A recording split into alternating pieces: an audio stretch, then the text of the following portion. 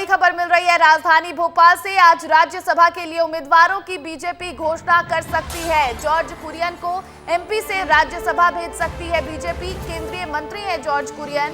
रजनीश अग्रवाल और केपी सिंह यादव के नाम की भी चर्चा चल रही है। तो देखिए, बड़ी खबर है, राज्यसभा का एक जो सीट है वो खाली हुआ, क्योंकि ज्योतिरादित्य सिंधिया अब लोकसभा जा चुके हैं। लोकसभा चुनाव जीतने के बाद वो केंद्रीय मंत्री बन चुके हैं और उसके बाद राज्यसभा की जो उनकी सीट थी वो खाली हो चुकी है और इसको लेकर उम्मीदवारों का जो नाम है उस पर चर्चा हो रही थी। उम्मीदवारों की बीजेपी अब घोषणा भी कर सकती है। जॉर्ज कुरियन को एमपी से राज्यसभा भेज सकती है बीजेपी और इसके अलावा रजनीश अग्रवाल और केपी सिंह यादव के नाम पर भी चर्चा है।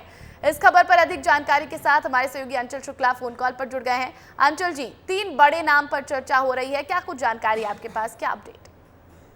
देखिए प्रतिज्ञा, निश्चित रूप से ये जो एक सीट खाली हुई है राज्यसभा की, जिसमें ज्योतिरादित्य सिंधिया थे, अब वो लोकसभा के रास्ते केंद्र में पहुंच गए हैं, केंद्रीय मंत्री हैं। ऐसे में ये एक सीट खाली है और चुनाव की तारीखों का ऐलान भी हो चुका है। उम्मीदवार के नाम पर चर्चा लगातार चल रही है। एक नाम निकलकर जो सामने आया है जॉर्ज कुरियन है, जो एमपी से राज्यसभा भेजे जा सकते हैं।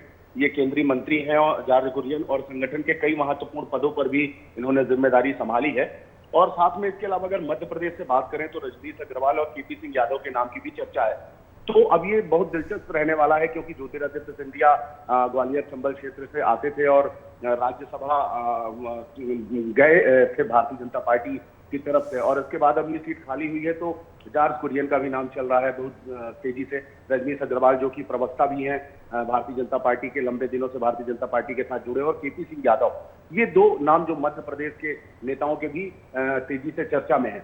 तो अब ये बहुत देखना दिलचस्प रहने वाला है कि इस राज्यसभा सीट में किसके दावेदारी प्रबल बनेगी और इस शीर्ष नेतृत्व जो है वो किस पर मुहर लगाएगा। प्रतिज्ञा, बिल्कुल, तो 3 नामों की चर्चा चल रही है। अब देखना है कि इन 3 नामों में से किस पर मुहर लगती है और कौन राज्यसभा सांसद बनने के लिए यहाँ पर नॉमिनेट होता है। बहुत बहुत शुक्रिया तमाम जानकारी के लिए अंचल आपका।